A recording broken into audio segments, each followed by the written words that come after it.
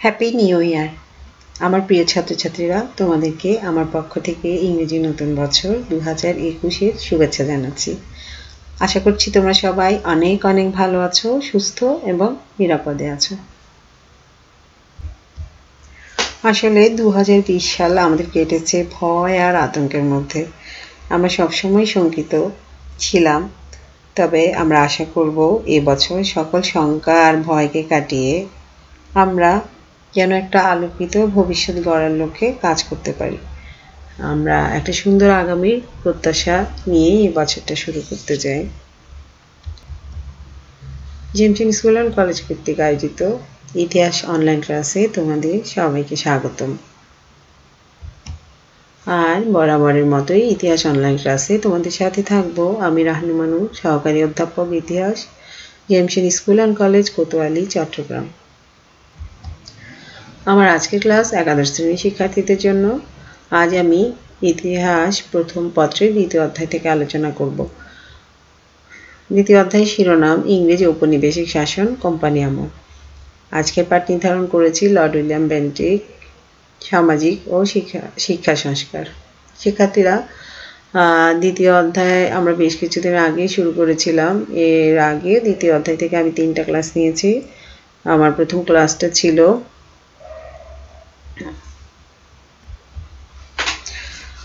Warren Hastings ও নিরামক আইন, দ্বিতীয় class ছিল লর্ড কর্নওয়ালিসের চিরস্থায়ী বন্দোবস্ত এবং দ্বিতীয় ক্লাস ছিল লর্ড ওয়েলেসলির অধীনতামূলক মিত্রতা নীতি সম্পর্কে। এটা দ্বিতীয় অধ্যায় থেকে আমার চতুর্থ ক্লাস। আজ আমরা লর্ড উইলিয়াম বেন্টিংকে নিয়ে আলোচনা করব। শিক্ষার্থীরা, এখানে লর্ড উইলিয়াম বেন্টিকের ছবি দেখতে পাচ্ছ। লর্ড উইলিয়াম বেন্টিক প্রথমেই 1820 খ্রিস্টাব্দে ভারতে বড়লাট হিসেবে এসেছিল। প্রথমে তিনি মাদ্রাজ কাউন্সিলের গভর্নর হিসেবে নিযুক্ত হয়েছিলেন, কিন্তু সেই সময় ভেলোরে সংগঠিত সিপাহী বিদ্রোহ দমনে ব্যর্থ হওয়ায় বেন্টিংকে ইংল্যান্ডে প্রত্যাহার করে নিয়ে যাওয়া হয়। এরপর বেন্টিংকে আবার 1828 খ্রিস্টাব্দে গভর্নর জেনারেল করে দ্বিতীয়বারের মতো ভারতীয় উপমহাদেশে পাঠানো হয়। বেন্টিং যে নীতিতে বিশ্বাসী ছিল তা হলো সর্বোচ্চ সংখ্যক লোকের জন্য সর্বোৎকৃষ্ট সুখ, আর এই জন্যই তাকে উদারনৈতিক সংস্কারবাদী ব্রিটিশ শাসক হিসেবে মনে করা হয়। তিনি উপমহাদেশে সাম্রাজ্য বিস্তার অপেক্ষা জনকল্যাণমূলক সংস্কারের জন্যই বিখ্যাত হয়ে আছেন। শিক্ষণফল। শিক্ষার্থীরা, আজকের আলোচনা শেষে তোমরা যা জানতে পারবে তা হলো কোম্পানি আমলে ভারতবর্ষের সামাজিক ও শিক্ষা সংস্কৃতির বিবর্তনে লর্ড উইলিয়াম বেন্টিং এর অবদান বিশ্লেষণ করতে পারবে। সনদ আইন বা চার্টার অ্যাক্ট কি তা বলতে পারবে। সনদ আইন বা চার্টার অ্যাক্টের ধারাসমূহ বলতে পারবে। প্রথমে আমরা আলোচনা করব লর্ড উইলিয়াম বেন্টিকের সংস্কার সমূহ নিয়ে। আমরা প্রথমে বলেছি যে লর্ড উইলিয়াম বেন্টিং সাম্রাজ্য বিস্তার অপেক্ষা সংস্কারমূলক কাজে বেশি মনোনিবেশ করেছেন। আর তার সংস্কারের মধ্যে সবচেয়ে উল্লেখযোগ্য সংস্কার ছিল তার সামাজিক সংস্কার। এছাড়া শিক্ষাক্ষেত্রে সংস্কার করেছেন, শাসনিক ব্যবস্থা সংস্কার করেছেন, অর্থনৈতিক ক্ষেত্রেও সংস্কার করেছেন, কিন্তু বেশি স্মরণীয় হয়ে আছেন উনি তার সামাজিক সংস্কারের জন্য। তার সামাজিক সংস্কারের মধ্যে তিনি যে সতীদাহ প্রথা বিলোপ, 1829 খ্রিস্টাব্দে তিনি সতীদাহ প্রথা নিষিদ্ধ ঘোষণা করেন। আসলে সতীদাহ প্রথাটা তাহলে কি? প্রাচীন সনাতন সমাজে স্বামী মৃত্যু হলে স্ত্রীকে সতীসাধ্যী প্রমাণের জন্য স্বামীর চিতায় পুড়িয়ে মারার যে অমানবিক প্রথা চালু ছিল তাই সতীদাহ প্রথা। আর এই সতীদাহ প্রথাতে অনুমরণ এবং সহমরণ নামক অমানবিক প্রথার প্রচলন ছিল। অনুমরণ হলো স্বামী বিদেশে মৃত্যু হলে স্ত্রীকে দাহ করা হতো, সেটা ছিল অনুমরণ। আর সহমরণ হলো স্বামীর মৃত্যু হলে স্বেচ্ছায় স্বামীর সাথে একই চিতায় স্ত্রীকে দাহ করা হতো, এটা ছিল সহমরণ। তাহলে এই প্রথাটা লর্ড উইলিয়াম বেন্টিং 1829 খ্রিস্টাব্দে রহিত করেন। লর্ড উইলিয়াম বেন্টিকের পূর্বেই Lord Cornwallis, Lord Wellesley, Lord Minto সহ অনেকে সতীদাহ প্রথা নিবারণ করতে বিভিন্ন ধরনের চেষ্টা করেছিলেন, কিন্তু লর্ড হেস্টিংসের আমলেও ডাইরেক্টর সবাই অমানবিক প্রথা বিলোপ করতে নির্দেশ দেন, কিন্তু ভারতীয় ধর্মীয় অনুভূতিতে আঘাত দেওয়ার সম্মুখীন হবে না ভেবেই কিন্তু সতীদাহ প্রথা নিবারণের চেষ্টা করতে কেউ সাহস পায়নি। তবে লর্ড উইলিয়াম বেন্টিং সতীদাহ প্রথা বন্ধ করতে দৃঢ় সংকল্প ছিলেন। তিনি এ ব্যাপারে শিক্ষিত উদারপন্থী হিন্দু নেতৃবৃন্দ যেমন রাজা রামমোহন রায়, প্রিন্স দ্বারকানাথ ঠাকুর প্রমুখের নাম বিশেষভাবে উল্লেখযোগ্য। ওনাদের সহযোগিতায় ও সদর নিজামত আদালতের জজদের অখণ্ড সমর্থন লাভ করেছিলেন বলে 1829 খ্রিস্টাব্দে এই আদেশ নৃশংস সতীদাহ প্রথা বিলুপ্ত করতে পেরেছেন। কন্যা শিশু হত্যা বন্ধ। অনেকে কেউ কেউ কন্যা সন্তান জন্ম নিলে তাকে অমঙ্গলের প্রতীক ভেবে গলা টিপে হত্যা করত। তারপর এই প্রচলিত নৃশংসতাও কিন্তু লর্ড উইলিয়াম বেন্টিং কঠোর আইন প্রয়োগের মাধ্যমে বন্ধ করেন। এছাড়া অনেকেই গঙ্গা দেবীকে খুশি করার জন্য, মানে যাদের সন্তান হতো না, তারা নিঃসন্তান দম্পতি যারা, তারা গঙ্গা দেবীর কাছে মিনতি করে সন্তান লাভ করত এবং তারা এটা ভাবতো যে যদি প্রথম সন্তান হয় তাহলে দেবীকে খুশি করার জন্য তারা প্রথম সন্তান গঙ্গা নদীতে উৎসর্গ করত। ঠিক সেই প্রথাটাও কিন্তু লর্ড উইলিয়াম বেন্টিং কঠোর আইন প্রয়োগের মাধ্যমে বন্ধ করেন। এরপরে লর্ড উইলিয়াম বেন্টিং যে কাজটি করেন তা হলো ঠগী দমন। লর্ড উইলিয়াম বেন্টিং এর অপর উল্লেখযোগ্য সমাজ সংস্কারমূলক পদক্ষেপ হলো ঠগী দমন। ভারতবর্ষের বিভিন্ন স্থানে বহু আগে থেকেই ঠগীদের উৎপাত ছিল। এরা ছদ্মবেশে এসে নিরীহ পথিক, তীর্থযাত্রী বা ভ্রমণকারীদের গলায় ফাঁসি লাগিয়ে তাদেরকে হত্যা করে তাদের সর্বস্ব লুটপাট করে নিয়ে যেত। এরা ছিল খুবই শৃঙ্খলাবদ্ধ, ভয়ঙ্কর দস্যু। এই দলে হিন্দু মুসলিম উভয় সম্প্রদায়ের লোকই ছিল।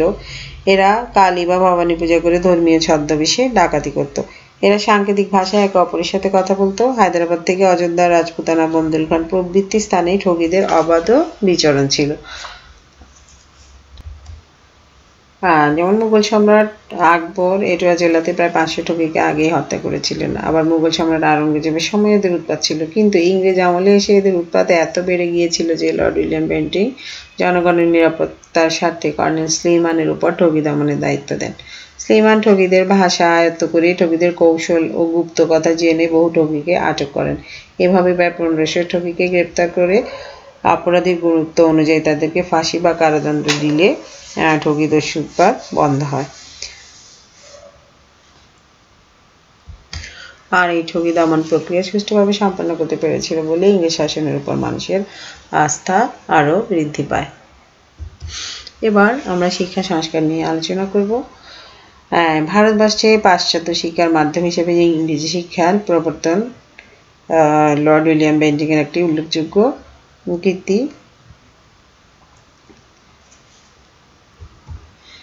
1813 খ্রিস্টাব্দে চার্টার আইন অনুযায়ী ইংরেজ কর্তৃপক্ষ ভারতীয় শিক্ষার জন্য বার্ষিক 1 লক্ষ টাকা ব্যয় করতে বাধ্য ছিল। আর এই অর্থ কেবল তারা সংস্কৃতি, ফার্সি প্রভৃতি দেশি ভাষা শিক্ষার জন্যই ব্যয় করা হতো। আর ইতিপূর্বে ফরাসি ছিল ভারতের দাপ্তরিক ভাষা। বেন্টিং এর পূর্বে কোনো গভর্নর জেনারেলই দাপ্তরিক ভাষা হিসেবে ফরাসিকে বাতিল করেনি, কিন্তু 1833 খ্রিস্টাব্দে বেন্টিং এই অর্থ ইংরেজি শিক্ষার জন্য ব্যয়ের ঘোষণা দিলে প্রবল বিতর্কের সৃষ্টি হয়। তদানীন্তন ব্রিটিশ সেক্রেটারি এইচ.টি. প্রিন্সেস প্রাচ্যভাষা শিক্ষাদানের জন্য সরকারি অর্থ ব্যয় করার পক্ষে জোরালো যুক্তি উপস্থাপন করেন। অপরদিকে লর্ড মেকেলে এবং রাজা রামমোহন রায় ইংরেজি ভাষার মাধ্যমে পাশ্চাত্য শিক্ষার প্রসারে আগ্রহী ছিলেন। কলকাতার হিন্দু সমাজগণ পাশ্চাত্য শিক্ষার পক্ষপাতী ছিল, আর এই বিষয়ে বেশ আন্দোলনও গড়ে ওঠে। কিন্তু লর্ড বেন্টিং সকল বাধা উপেক্ষা করে 1835 খ্রিস্টাব্দে ইংরেজি শিক্ষার জন্য সরকারি অর্থ ব্যয় করবে বলে সিদ্ধান্ত গ্রহণ করে এবং দাপ্তরিক ভাষা হিসাবে ফরাসিকে বাতিল করে ইংরেজিকে ভাষা হিসেবে প্রবর্তন করা হয়।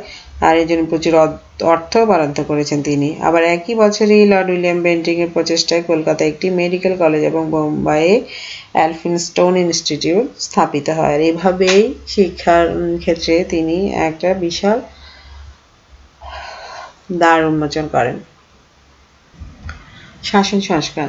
শাসন সংস্কারের অংশ হিসেবে লর্ড উইলিয়াম বেন্টিং প্রথমেই বিচার বিভাগের দিকে দৃষ্টি দিয়েছিলেন। কর্নওয়ালিসের সময় থেকে 500 পাউন্ড বেতন এবং এর উচ্চ পদে ভারতীয়দের নিয়োগ নিষিদ্ধ ছিল। বেন্টিং এই আইন বাতিল করে ভারতীয়দের উচ্চ পদে বিচারক হিসেবে নিয়োগের ব্যবস্থা করেছেন। ভারতীয় বিচারকদের বেতনক্রম এবং পদমর্যাদাও বৃদ্ধি করা হয়েছে। ভারতীয় ডেপুটি কালেক্টর এবং সদর আমিনের পদে নিযুক্ত করা হয়। তিনি কর্নওয়ালিস প্রবর্তিত প্রাদেশিক আপিল আদালত এবং ভ্রাম্যমাণ ফৌজদারি আদালতগুলো বিলুপ্ত করে ফৌজদারি মামলাগুলোর দায়িত্ব জেলা বিচারকদের উপর ন্যস্ত করেন। এছাড়া কালেক্টরদের ম্যাজিস্ট্রেসি ক্ষমতাও তিনি প্রদান করেন। তিনি কয়েকটি জেলাকে একত্র করে একটি ডিভিশন গঠন করেন এবং প্রতিটি ডিভিশনে একজন করে কমিশনার নিয়োগ করেন। জেলা ম্যাজিস্ট্রেট, জেলা জজ, পুলিশের তত্ত্বাবধানের দায়িত্ব এই নবগঠিত কমিশনারদের উপর ন্যস্ত করা হয়। তারপর প্রাদেশিক আদালত বিলুপ্ত এবং সুপারিনটেন্ডেন্টের ক্ষমতাও এই কমিশনের উপর ন্যস্ত করা হয়। তারপর উইলিয়াম বেন্টিং প্রশাসনিক সুবিধার্থে বোর্ড অফ রেভিনিউ এর সদর দপ্তর কলকাতা থেকে এলাহাবাদে সরিয়ে আনেন। মুসলিম আমল থেকে বিচারালয়ের ভাষা হিসেবে ফার্সি প্রচলিত ছিল। তিনি এর পরিবর্তে দেশীয় ভাষা প্রচলন করেন এবং তিনি প্রথম বাংলা বিচার ব্যবস্থা জুরি ব্যবস্থা প্রচলন করেন আর এই দেশীয়দের জুরি সদস্য হিসেবে নিয়োগ দেন। তারপর ইন্ডিয়ান পেনাল কোড প্রবর্তন করা ছিল বেন্টিং এর একটা উল্লেখযোগ্য কৃতি। আর বহুদিন যাবৎ ফৌজদারি মামলার ক্ষেত্রে প্রচলিত মুসলিম আইন এবং গভর্নর জেনারেল ঘোষিত আইন এখানে অনুসরণ করা হতো। অর্থনৈতিক সংস্কার। ইস্ট ইন্ডিয়া কোম্পানির অর্থনৈতিক সমস্যা যখন চরম আকার ধারণ করেছে তখনই শাসনভার গ্রহণ করে লর্ড উইলিয়াম বেন্টিং আর শাসনভার গ্রহণ করে তিনি আর্থিক সমস্যা সমাধানে মনোযোগী হয়েছিলেন। তাই প্রথম অবস্থাতেই তিনি ব্যয় সংকোচন ও রাজস্ব আয়ের ব্যবস্থা করেছে। এছাড়া বোর্ড অব ডিরেক্টরের নির্দেশ পেয়ে তিনি সামরিক ও বেসামরিক ব্যয় কমানোর লক্ষ্যে কয়েকটি পন্থা অবলম্বন করেছে। যেমন সামরিক বাহিনী কর্মচারীদের শান্তিকালীন সময় অর্ধেক ভাতা দেওয়ার যে নিয়ম ছিল তা তিনি তুলে দেন এবং উচ্চপদস্থ বা ঊর্ধ্বতন বেসামরিক কর্মকর্তাদের বেতনও কমিয়ে দিয়েছে। পাশাপাশি কোম্পানির অতিরিক্ত কর্মচারীদেরকে কিন্তু ছাঁটাই করা হয়েছে। লর্ড উইলিয়াম বেন্টিং কোম্পানির রাজস্ব আয় বৃদ্ধির জন্য মালব্য উৎপন্ন আফিমের উপর কর ধার্য করেছেন আর অবৈধভাবে যেসব জমি নিষ্কর বলে দেখানো হয়েছিল সেগুলোর উপর কর বসান এবং মাদ্রাজ ও আগ্রায় রায়তওয়ারি প্রথার প্রবর্তন করে তিনি কোম্পানির আয় বাড়ানোর ব্যবস্থা করেছেন। তিনি সিন্ধু এবং পাঞ্জাবের সাথে বাণিজ্য চুক্তি সম্পাদন করেছেন। তার এইসব ব্যবস্থা নেয়ার ফলে কোম্পানির আর্থিক সচ্ছলতা ফিরে আসে এবং যা ঘাটতি ছিল তা পূরণের পর উদ্বৃত্ত হয়। আর অর্থনৈতিক সংস্কার ছাড়াও বেন্টিং এর যে উল্লেখযোগ্য কাজগুলি ছিল সেগুলি হলো আভ্যন্তরীণ মালামাল চলাচলের উপর তিনি শুল্ক উঠিয়ে দিয়েছেন। তারপর নদী সমুদ্র পথে জাহাজ চলাচল এবং চা কফি উৎপাদনের জন্য চা বাগান স্থাপনেরও উৎসাহ দেন। এছাড়া সেনাবাহিনীতে বেত্রাঘাত করে যে শাস্তি প্রদানের নিয়ম ছিল সেটা বন্ধ করে দেন। এমনকি ভারতবর্ষে কোনো কোনো স্থানে নরবলি যে নিয়ম ছিল তাও তিনি বন্ধ করে দেন। এই ছিল ওই লর্ড উইলিয়াম বেন্টিং এর সংস্কার সমূহ। 1833 খ্রিস্টাব্দে সনদ আইন। আর তাহলে আমরা এখন জানবো সনদ আইন কি। 1813 খ্রিস্টাব্দে চার্টার অ্যাক্ট বা সনদ আইনের মাধ্যমে ব্রিটিশ ইস্ট ইন্ডিয়া কোম্পানি উপমহাদেশে একচেটিয়া ব্যবসা করার অধিকার লাভ করেছিল। 1833 খ্রিস্টাব্দে এই সনদের মেয়াদ শেষ হয়। লর্ড উইলিয়াম বেন্টিং এই সনদের মেয়াদ বৃদ্ধি করার জন্য ব্রিটিশ পার্লামেন্টে আবেদন করেন। তার আবেদনের কারণে ব্রিটিশ পার্লামেন্ট সনদটি সংস্কার করে আরও 20 বছর মেয়াদ বৃদ্ধি করে। আইনটি 1833 খ্রিস্টাব্দে পাশ হয়, তাই এটি 1833 খ্রিস্টাব্দে সনদ আইন বা চার্টার অ্যাক্ট নামে পরিচিত। অর্থাৎ ব্রিটিশ ইস্ট ইন্ডিয়া কোম্পানি এই উপমহাদেশে একচেটিয়া ব্যবসা বাণিজ্য করার যে অধিকার লাভ করেছিল সেটা লাভ করেছিল 1813 সালের একটা আইন, সনদ আইন বা একটা চার্টার অ্যাক্টের মাধ্যমে।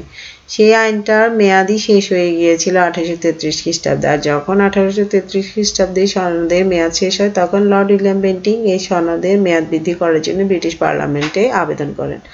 তো ব্রিটিশ পার্লামেন্ট তার এই আবেদন বিবেচনায় নেন। বিবেচনায় নিয়ে পূর্ব 1813 সালের যে ধারাগুলি ছিল সেগুলিতে কিছু সংস্কার করেন এবং কিছু সংস্কার সাধন করে এই আইনটাকে 20 বছর মেয়াদ বৃদ্ধি করেন এবং এই আইনটি 1833 খ্রিস্টাব্দে ব্রিটিশ পার্লামেন্টে পাশ করা হয়।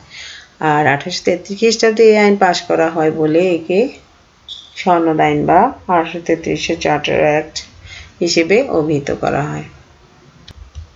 1833 খ্রিস্টাব্দে সনদ আইনের ধারাসমূহ। তাহলে এবার আমরা জানবো কি ধারাগুলো সেখানে সংস্কার করা হয়েছিল। প্রথম এই আইনের দ্বারা ইস্ট ইন্ডিয়া কোম্পানিকে ভারতীয় উপমহাদেশে রাজনৈতিক কার্যাদি সম্পাদনের ক্ষমতা প্রদান করা হয়।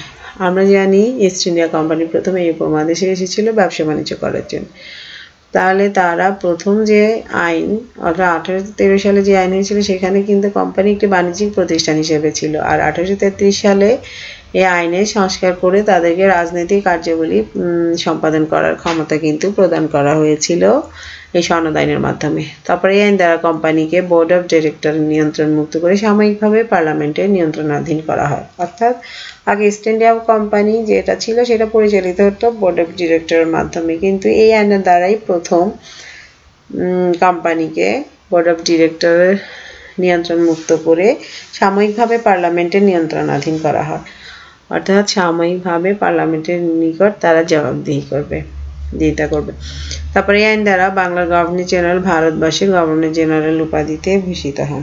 অর্থাৎ এই আইন দ্বারা বাংলার গভর্নর জেনারেলকে সারা ভারতবর্ষের গভর্নর জেনারেল হিসাবে ভূষিত করা হয়। অর্থাৎ সমগ্র উপমহাদেশের শাসনের জন্য প্রয়োজনীয় আইন পাশের ক্ষমতা তাকে অর্পণ করা হয়।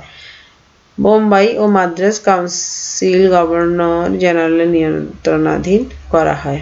এখানে বোম্বাই আর মাদ্রাজের যে কাউন্সিল ছিল তারা গভর্নর জেনারেলের নিয়ন্ত্রণাধীন অর্থাৎ অধীনে নিয়ে আসা হয়। তাহলে এই ছিল সনদ আইনের ধারার যে সংস্কার সেগুলো। শিক্ষার্থীরা তাহলে বুঝতেই পারছো 1833 সালে সনদ আইন কেন হয়েছে এবং সেখানে কি কি ধারাগুলো সংশোধন করা হয়েছিল। তাহলে এবার আমরা উইলিয়াম বেন্টিং এর কৃতিত্ব সম্পর্কে আলোচনা করি। আমরা জানি বা এতক্ষণ আমাদের আলোচনা থেকে এটা স্পষ্ট হয়েছে যে লর্ড উইলিয়াম বেন্টিং একজন জনহিতৈষী ও জনকল্যাণকামী শাসক ছিলেন, কারণ তিনি শাসন ব্যবস্থায় সাম্রাজ্য বিস্তারের চেয়ে জনগণের কল্যাণের দিকেই বেশি মনোযোগী ছিলেন। এই জন্য সমাজ সংস্কারক হিসেবে আমরা লর্ড উইলিয়াম বেন্টিং এর নাম ভারতবর্ষের ইতিহাসে চিরস্মরণীয় হয়ে থাকবে। ভারতবর্ষে যে সকল ইংরেজ শাসক শাসন করেছেন তাদের মধ্যে লর্ড উইলিয়াম বেন্টিং একটা বিশেষ স্থান অধিকার করেছেন। তার পূর্বে আমরা যে কজন শাসকের কথা এ পর্যন্ত পড়েছি, যেমন Warren Hasting, Lord Cornwallis, Lord Wellesley, সবাই কিন্তু সাম্রাজ্য বিস্তারের দিকেই বেশি মনোযোগী ছিলেন এবং সাম্রাজ্য সংহতি কিভাবে রক্ষা করা যায় সেগুলোও তারা লক্ষ্য করেছিলেন। জনগণের কথা ভাবার সময় তাদের ছিল না, কিন্তু লর্ড উইলিয়াম বেন্টিং এর সেদিকেই নজর দিয়েছেন। এছাড়া তিনি সমাজে কুসংস্কার দূরীকরণ, ইংরেজ ও এদেশীয় কর্মচারীদের মধ্যে বৈষম্য দূরীকরণের ক্ষেত্রে একটা বিশেষ ভূমিকা পালন করেছেন। আমরা যেমন সামাজিক কুসংস্কারের ক্ষেত্রে আমরা যেমন দেখতে পাই সমাজে সতীদাহ প্রথা, যে প্রথাটা বাস্তবায়ন হতো অনুমরণ বা সহমরণের মাধ্যমে, সেই সতীদাহ প্রথাটা 1829 খ্রিস্টাব্দে রহিত করেছেন। আর তারপরে আমরা দেখি যে প্রথম সন্তানকে গঙ্গা নদীতে নিক্ষেপ করার যে একটা প্রথা প্রচলন ছিল সেটাও তিনি বন্ধ করেছেন। এছাড়া কন্যা সন্তানকে অমঙ্গলের প্রতীক ভেবে কিন্তু কন্যা সন্তানকে গলা টিপে হত্যা করা হতো। এই সমাজের এই কুসংস্কারগুলি কিন্তু কঠোর আইন প্রয়োগের মাধ্যমে তিনি দমন করেছিলেন। আর যে আবার এদেশীয় কর্মচারীদের মধ্যে বৈষম্য দূর করার, ইংরেজ ও এদেশীয় কর্মচারীদের মধ্যে বৈষম্য দূর করার ব্যবস্থা করেছিলেন। আগে এদেশে যেমন বিচার ব্যবস্থায় বিচারপতি পদে এদেশীয় কোনো লোককে নিয়োগ দেওয়া হতো না, কিন্তু লর্ড উইলিয়াম বেন্টিং বিচার ব্যবস্থায় দেশীয়দের নিয়োগ করার ব্যবস্থাটা চালু করেছেন। এছাড়া কর্মচারীদের বেতন বৈষম্য কমিয়েছেন বা উচ্চ পদে এদেশীয় লোকদের নিয়োগ করার ব্যবস্থাও কিন্তু তিনি করেছিলেন। তারপর পাশ্চাত্য এই দেশের প্রথম আরবি ফার্সি ভাষা শিক্ষা প্রচলন ছিল, তিনি সেখানে এসে ইংরেজি মাধ্যম শিক্ষা ব্যবস্থা প্রবর্তন করেছেন। অর্থাৎ এই উপমহাদেশের প্রথম পাশ্চাত্য শিক্ষার প্রবর্তন কিন্তু লর্ড উইলিয়াম বেন্টিং কি করেছিলেন। তারপর আমরা দেখি যে ঠগী প্রথা দমন করেছেন। ঠগীরা ছিল ছদ্মবেশী ডাকাত, তারা ঘুরে ঘুরে মানুষকে হত্যা করে তাদের মানুষের জিনিসপত্র লুটপাট করে নিয়ে যেত। ওই ঠগীদেরকেও কিন্তু লর্ড উইলিয়াম বেন্টিং একটি উপায়ে দমন করেছেন। তারপর ব্যবসা বাণিজ্যের ক্ষেত্রে আমরা দেখি আভ্যন্তরীণ ক্ষেত্রে বিভিন্ন শুল্ক তুলে দিয়েছিলেন। তারপর নদী সমুদ্র পথে জাহাজ চলাচল ব্যবস্থা করেছেন। চা কফি উৎপাদনের জন্য চা বাগান স্থাপনের উপর উৎসাহ দিয়েছেন। এছাড়া সেনাবাহিনীতে যেসব ব্যত্রাঘাত করে শাস্তি প্রদানের ব্যবস্থা ছিল সেগুলো তিনি বন্ধ করেছিলেন। তাহলে আমরা দেখতে পাই, তাহলে এইসব দিক থেকে বিবেচনা করলে লর্ড উইলিয়াম বেন্টিকের কৃতিত্ব বলে শেষ করা যাবে না। তিনি ইতিহাসে এক গৌরবোজ্জ্বল স্থান অধিকার করে আছেন। তার চরিত্রে সামরিক প্রতিভার অভাব থাকলেও দয়া প্রবণতা, বিচক্ষণতা, আনুগত্য ও জনগণের কল্যাণের ইচ্ছা প্রভৃতি গুণাবলী সমাবেশ ছিল।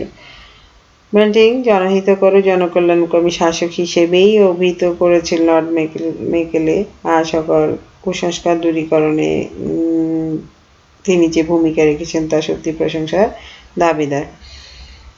তাহলে সব দিক বিবেচনা করলে আমরা এই সিদ্ধান্তে উপনীত হতে পারি যে ভারতবর্ষে ইংরেজ যুগের ইতিহাসে কৃতজ্ঞতা সহকারে আমরা লর্ড উইলিয়াম বেন্টিকের নাম স্মরণ করব বা করতে হবে। শিক্ষার্থীরা, এবার তোমাদের জন্য সামান্য বাড়ির কাজ দেওয়া হয়েছে। বাড়ির কাজ হলো সতীদাহ প্রথা বলতে কি বোঝায়, চার্টার অ্যাক্ট বা সনদ আইন কি, উইলিয়াম বেন্টিং একজন সমাজ সংস্কারক, ব্যাখ্যা করো। শিক্ষার্থীরা, তোমরা যদি ক্লাসটি ভালো করে দেখো তাহলে প্রশ্নগুলির উত্তর বের করা তোমাদের জন্য কঠিন হবে না। তাহলে তোমরা অবশ্যই ক্লাসটা ভালো করে দেখবে এবং বাড়ির কাজগুলি করার চেষ্টা করবে। আর ইতিমধ্যেই তোমরা জেনেছো যে তোমাদের একটা অধ্যায়ভিত্তিক মূল্যায়ন পরীক্ষা প্রথম বর্ষের জন্য অনুষ্ঠিত হবে এবং সেই অনুযায়ী তোমাদেরকে সিলেবাস সংগ্রহ করতে বলা হয়েছে এবং পরীক্ষার তারিখও কিন্তু ইতিমধ্যে ঘোষণা করা হয়েছে। তো তোমরা অবশ্যই এই ব্যাপারগুলোতে মনোযোগী হবে এবং পরীক্ষায় অংশগ্রহণ করবে। আজ তাহলে এই পর্যন্তই। সবাইকে আবারও নববর্ষের শুভেচ্ছা জানিয়ে আমার আজকের ক্লাস এখানেই শেষ করছি। আল্লাহ হাফেজ।